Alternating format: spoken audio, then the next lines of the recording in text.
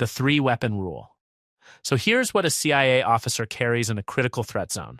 A Glock 9mm on the waist. That's the first line of defense. Reliable, powerful, easy to grab. But it's not enough. They also strap a Smith & Wesson .38 to their ankle. Hidden, harder to spot, and crucially, still accessible even if you're on the ground or restrained. And then there's one more thing. A buck knife, back pocket. This isn't for show. This is for when everything has gone catastrophically wrong. When both guns are gone. When all you have left is a blade. They also drive level 4 armored BMW 540s. The armor stops rifle rounds. The windows are bulletproof. It's built to crash through kill zones and get you out alive. In Athens, this wasn't paranoia. Revolutionary Organization 17 November had already killed 1 CIA station chief, 2 U.S. defense attaches, and 1 Air Force sergeant. Every single security measure existed because someone before you had died. The 100% rule. Before you reveal your CIA to a potential recruit, you need to be absolutely certain of one thing. They're going to say yes. Not 90% certain, not 99% certain, 100% certain. Because if you're wrong, you're done. The target runs screaming, calls the police, reports you to their ambassador. You get arrested, expelled. Your source is burned. Your career is over.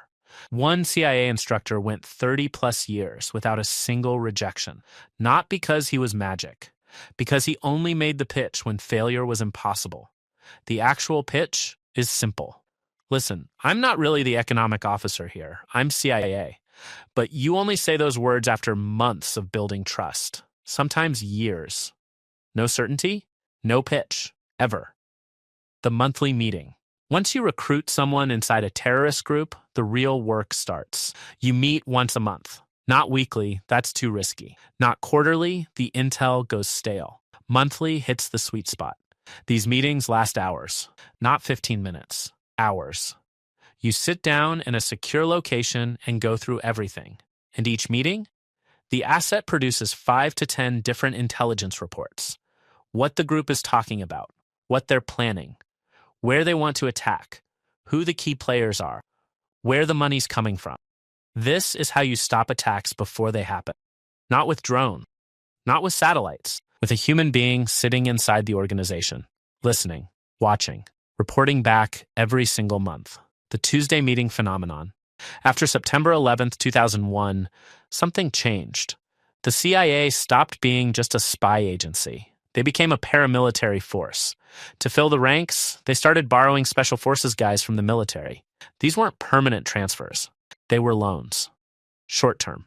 And the operational rhythm was brutally simple. Fly somewhere. Kill somebody. Fly back in time for the next Tuesday meeting. This wasn't traditional espionage. These were door kickers, trigger pullers, guys who knew how to execute direct action missions. The special forces brought the skill set. CIA provided the intel and the legal authority. And this model ran from 2001 all the way to 2022. For over 20 years, the CIA was in the business of finding people and eliminating them, finding the weak spot. Every successful recruitment starts with finding one vulnerability, something they care about more than loyalty. The most powerful one? Love for their kids. Here's how the pitch goes. I see how much you love your kids. I know you want them in the best schools. I can literally get your kid into Harvard, and I'll pay for it too. Then you pause. What do you want in return? It works because it's not a threat. You're not blackmailing them. You're offering something they desperately want, something they could never get on their own. Other vulnerabilities work too. Ideology. They secretly hate their government. Money. They're drowning in debt. Revenge. Their own people wronged them. Ego. They think they're smarter than everyone around them. Find the one thing they can't resist. Offer it. They're yours. The long game. Recruitment doesn't happen in one conversation. It happens over months, sometimes years. You take them to lunch, multiple times. You take them to dinner. You spend weekends together, day trips. Your wife meets their wife, or the woman playing your wife if you're undercover. Your kids play together at barbecues. Your families become intertwined. Genuine friendships form. Because when you finally reveal your CIA and ask them to betray their country, they need to believe you actually care about them. Not just as an intelligence source, as a person. The timeline varies, 6 months minimum, sometimes 2 years. But you never rush it. Rushing creates doubt. Doubt creates rejection. By the time you make the pitch, they've already decided. They just didn't know it yet. The relationship was the recruitment. The pitch just makes it official. 3 weeks of hell. Before deploying to dangerous environments, CIA officers go through defensive driving training. It lasts 3 full weeks. And it's brutal. This isn't classroom work. You're in actual vehicles, at actual speed, running actual scenarios. You learn how to ram through traffic, escape ambushes, use your car as a weapon, recover from spins, spot surveillance, execute evasive maneuvers while driving at highway speeds. The physical toll is real. By the end of 3 weeks, everyone has whiplash. One officer needed a full knee replacement after the course. When asked about it, he just said, "What we do for our country." This isn't stunt driving for movies. This is crash and survive training. Because in Athens, Pakistan, Yemen, Somalia, your armored vehicle is often the only thing standing between you and a hit squad. And this training saves lives. Multiple officers credit it with surviving ambushes and assassination attempts. The manifesto evacuation. When your name appears in a terrorist manifesto, the evacuation protocol is immediate and absolute. Athens. British General Stephen Saunders was assassinated by revolutionary organization 17 November. They left a manifesto, and in it they mentioned the CIA officer they actually wanted to kill. We saw the big spy, but he was driving an armored car, and we knew he was armed. So we elected to carry out the revolutionary sentence on Saunders. The officer's boss ran into his office. "Did you see the manifesto? It mentions you. You need to go. Now, we're taking you to the airport. We'll pick up your kids. We'll pick up your wife. We'll pack your house." Within hours, he was on a plane. CIA personnel collected his children from school, collected his wife, packed up the entire house. Same-day extraction. The night before this happened was the last night that officer spent in a house with his wife. They divorced soon after. She told him straight up, "I'm not doing this anymore." Why you can't go undercover. Here's something most people don't understand. CIA officers cannot directly infiltrate terrorist groups. Even if you speak fluent Arabic, you still have an accent. Native speakers pick it up immediately.